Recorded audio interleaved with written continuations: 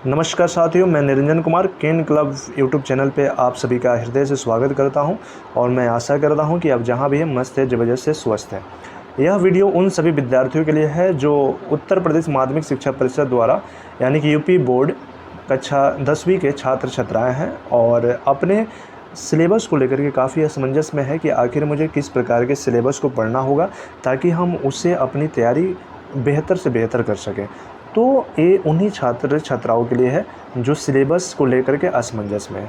तो साथियों, बिना विलंब किए इस पूरे वीडियो से जुड़े रहें और समझने का प्रयास करें कि इसमें आखिर हमें पढ़ना क्या है विषय गणित कक्षा 10 के सिलेबस में। ठीक है, तो आप देख पा रहे हैं कि जैसा कि इसमें समय दिया है 3 घंटे का।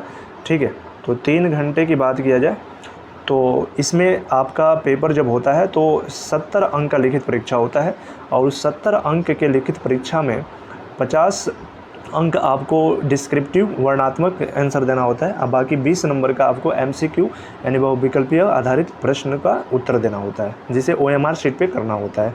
ठीक है, उसमें से जो ये 30 अंक आप देख पा रहे हैं, ये 30 अंक प्रोजेक्ट कार्य होते हैं जो विद्यालय के थ्रू कराए जाते हैं और इन 70 और 30 को मिला करके पूरे आपके 100 के मार्क्स हो जाते हैं और इस मार्क्स के आधार पे आपको पूरे 33 नंबर का पासिंग नंबर होता है, जिसमें न्यूनतम उत्तीर्णांक दोनों प्रोजेक्ट और जो लिखित परीक्षा होती है मिला करके 33 अंक का होती है। ठीक है, इस आधार पर। और इसमें देखिए साथियों, जैसा ये दिया है इकाई के रूप में, इकाई का नाम और ये आपका इकाई दिया है यहाँ पे, तो इसमें आपको समझना है कि आखिर कैसे ये हमारा सिलेबस है और किस प्रकार से हमें इस पर स्टडी करना है, कार्य करना है। तो इसको देखिए समझते चलते हैं स्टेप बाय स्टेप। तो जैसे सबसे इकाई के नाम में जो पहला इकाई है हमारा वो है संख्या पद्धति। तो इस संख्या पद्धति में हमें पढ़ना होगा, जिसमें हमें तैयारी करनी होगी। तो 5 अंक मिलेगा, यानी कि पेपर में 5 अंक का हमें संख्या पद्धति से प्रश्न आएंगे। उसके बाद से बीज गणित वाला जो पोर्शन है उससे जुड़ा हुआ हमें 18 नंबर का आपके क्या होंगे, प्रश्न पत्र में प्रश्न पूछे जाएंगे। ठीक है, उसके बाद से निर्देशांक ज्यामिति पढ़ना होगा। निर्देशांक ज्यामिति में हमें 5 नंबर मिलेंगे। फिर से हमें पढ़ने होंगे ज्यामिति, जिसमें से 10 नंबर मिलने हैं और ज्यामिति के बाद से हमें त्रिकोणमिति भी पढ़ना है। ठीक है, और इस हिसाब से कई सारे डेटा को पढ़ते चलना है। फिर से मेंसुरेशन हमें पढ़ना है, जिसमें से 10 नंबर मिलना है।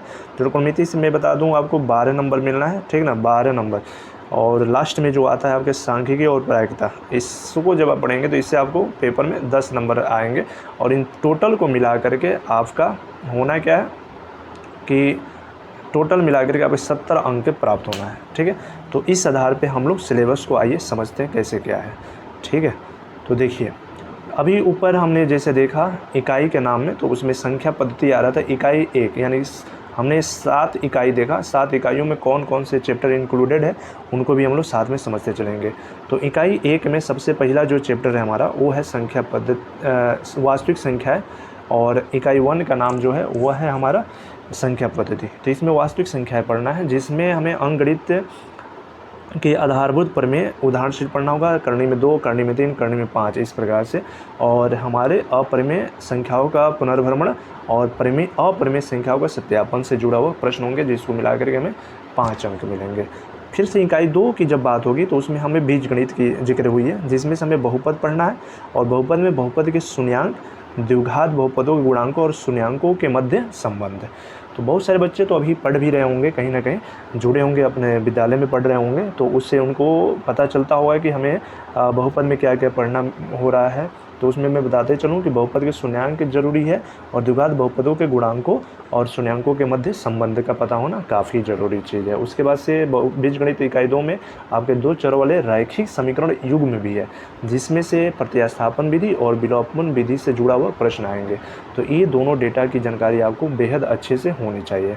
फिर से हमें तीसरा नंबर आता है द्विघात समीकरण। तो द्विघात समीकरण की बात किया जाए तो यहाँ पे एक ऐसा समीकरण है जिसमें प्रयुक्त चर की अधिकतम घात 2 होती है और इसका जो मानक रूप होता है ax² + bx + c = 0 होता है, जहाँ पे a ≠ = 0 होती है। तो इस प्रकार के जो समीकरण होते हैं वो द्विघात समीकरण कहलाते हैं और इससे जुड़े हुए प्रश्नों को हमें पढ़ना होगा। ठीक है, फिर से आगे बढ़ते चलिए। उसके बाद से एक और टॉपिक है इसी में इकाई 2 में, वो है हमारा समांतर श्रेणी। और समांतर श्रेणी जो है वो पहले इंटरमीडिएट में पढ़ा जाता था, लेकिन अब आपके सिलेबस में डाल दिया है क्लास 10th के, और इंटरमीडिएट के सिलेबस से हटा करके क्लास 10th में डाला हुआ है, तो इसको पढ़ना होगा। तो इसमें देखिए समांतर श्रेणी के nवें पद की व्युत्पत्ति कैसे हुई, इसके बारे में पढ़ना होगा। और फिर से समांतर श्रेणी के n प्रथम पदों का योग क्या होता है, कैसे ज्ञात करते हैं, उसके बारे में पढ़ना होगा। सामान्य जीवन पर आधारित प्रश्नों को हल करने की भी चीज़ें इसमें दी गई होगी, ठीक है। तो इस तरह की चीज़ें हमें इसमें से पढ़ने होंगे, ठीक है। उसके बाद से देखिए बात आता है इकाई थर्ड की, ये हमारा इकाई थर्ड है। तो इकाई थर्ड में हम पहुंचते हैं। तो इकाई थर्ड में देखिए क्या क्या चीज़ें हैं। सबसे पहली बात है रेखा पढ़ना होगा मैं, रेखा द्विविमीय, जिसमें हमें क्या क्या चीज़ें जाननी होगी, निर्देशांक ज्यामिति अवधारणा और रैखिक समीकरणों के ग्राफ और दूरी सूत्र और विभाजन सूत्र पढ़ना होगा, जिसमें आंतरिक विभाजन भी हमारा आता है एक, ठीक ना। और इससे जुड़े हुए हमें 10 अंक मिलेंगे, सॉरी 5 अंक मिलना है, 5 अंक इससे जुड़े हुए हमें 5 अंक मिलना है, ठीक है। इस क्रम में जब निर्देशांक ज्यामिति कंप्लीट हो जाता है तो आता है इकाई 4, जिसमें हमें ज्यामिति पढ़ना, ज्योमेट्री। और ज्योमेट्री का जो सबसे पहला पार्ट है वो है हमारा त्रिभुज। इसमें त्रिभुज में समरूप त्रिभुजों की परिभाषा, उदाहरण और प्रति उदाहरण का प्रयोग किस प्रकार से करना है, वो सारी चीज़ें हमें इसमें स्टडी करनी होंगी। तो इस प्रकार से हमारा इकाई 4 आते हैं। और इकाई 4 के बाद से देखिए आगे क्या क्या पढ़ना है। और इसमें त्रिभुजों में और भी बहुत सारी चीज़ों की जिक्र किया है। जैसे त्रिभुजों में क नंबर जो है वो कह रहा है कि त्रिभुज की एक भुजा के समांतर खींची गई रेखा त्रिभुज की शेष दो भुजाओं के समान अनुपात में विभाजित करती है। ये सब प्रमेय के रूप में है। त्रिभुज की दो भुजाओं को समान अनुपात में विभाजित करने वाली तीसरी भुजा के समांतर होती है ना। इस प्रकार से ग नंबर भी देखिए, यदि दो त्रिभुजों के संगत भुजाओं का एक युग्म अनुपातिक हो और आंतरिक कोण बराबर हो तो त्रिभुज जो होते हैं वो आपस में समरूप होते हैं। और फिर से घ नंबर में कह रहा है कि यदि दो त्रिभुजों में संगत कोणों का एक युग्म बराबर हो और उनकी संगत भुजाएं अनुपातिक हो तो वे त्रिभुज समरूप होते हैं। तो इस समरूपता से जुड़े हुए टॉपिक है, इन सभी को पढ़ने होंगे, ठीक है। उसी प्रकार से अंग भी दिया हुआ है। तो 5 क्या बोलते हैं प्रमेयों को जानना होगा और उससे आधारित बहुत सारे प्रश्न होंगे, इसको समझना होगा, इस पे काम करना होगा, इससे भी क्वेश्चन पूछे जाते हैं। इसके बाद से देखिए इसमें दिया है वृत्त, है ना। वृत्त के बारे में जिक्र किया है। देखिए वृत्त ये, और वृत्त की स्पर्श रेखा और स्पर्श बिंदु को पढ़ना होगा। इसमें वृत्त की स्पर्श रेखा स्पर्श बिंदु से होकर जाने वाली त्रिज्या पर लंब होती है, इसके बारे में पढ़ना है। किसी बाह्य बिंदु से खींची गई दो स्पर्श रेखाओं की लंबाइयाँ बराबर होती है, इसके बारे में पढ़ना है, ठीक है। इसके बाद से देखते चलिए त्रिकोणमिति आता है इकाई नंबर 5। त्रिकोणमिति इकाई 5 की बात आता है, इकाई 5। और इकाई 5 में हमें बहुत सारी चीज़ों को जानते हुए समझते हुए चलना होगा, ठीक है।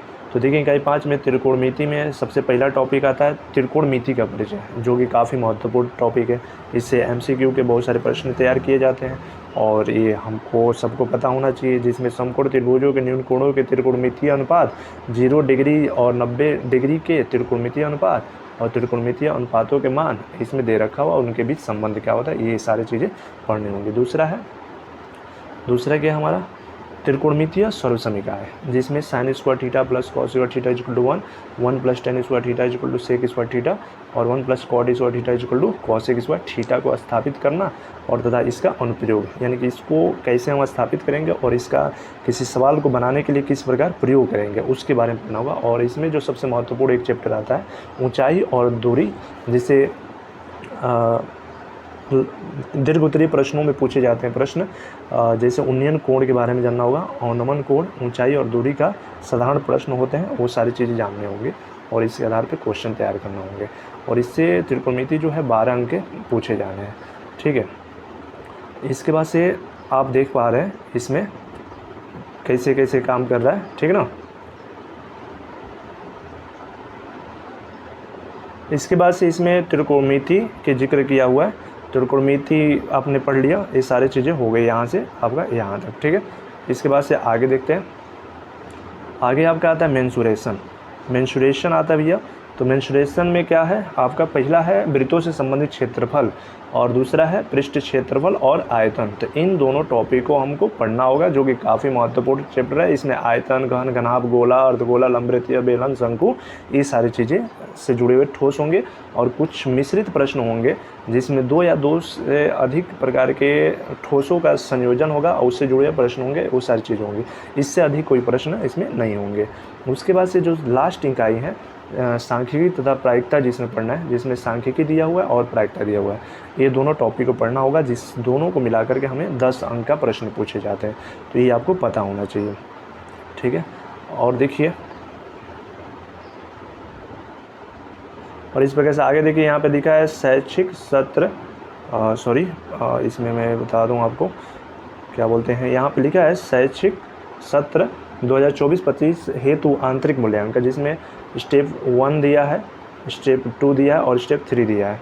तो इसके आधार पे हमें कई सारे क्वेश्चन होंगे, जिसमें जैसे प्रथम आंतरिक मूल्यांकन की बात करें तो अगस्त महीने में 5 अंक का परीक्षा होना है और 5 अंक का प्रोजेक्ट पे काम होना है, जिसको मिला के 10 अंक होंगे।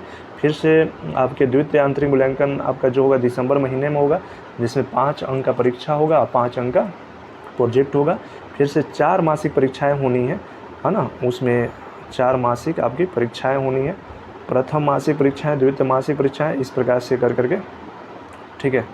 और इसमें प्रथम मासिक परीक्षाएँ जो होंगी वो विकल्पीय होंगी, जो मई महीने की होनी थी। हालांकि मई में जहाँ से भी आप पढ़ रहे हैं वहाँ पे कोई ना कोई एक बेसिक टेस्ट टाइप की परीक्षा कराई गई होंगी। उसके बाद से द्वितीय मासिक परीक्षा जो होगी वर्णनात्मक प्रश्नों के आधार पर वो जुलाई महीने में होगी। अभी स्कूल खुलने जा रहे हैं तो जुलाई महीने में हर विद्यालय अपना कराएंगे। उसके बाद से तृतीय मासिक परीक्षा जो होगी MCQ आधारित वो नवंबर महीने में होगा। उसके बाद से वर्णनात्मक जो होगा वो दिसंबर महीने में होगा। तो इस आधार पे आपके 4 मासिक परीक्षाएं होने सुनिश्चित हैं, ठीक है। बाकी नीचे आपके नोट्स दिए हुए हैं और ये नोट्स के आधार पे भी काम करते रहना है। और बस यही सारा आपका टॉपिक था कक्षा 10 के सिलेबस मैथ्स के लिए। तो इस प्रकार से आपने मैथ्स के बारे में समझा। आशा करते हैं कि आपको इस सिलेबस के बारे में जानकारी हुई होगी। धन्यवाद, थैंक यू, जय हिंद।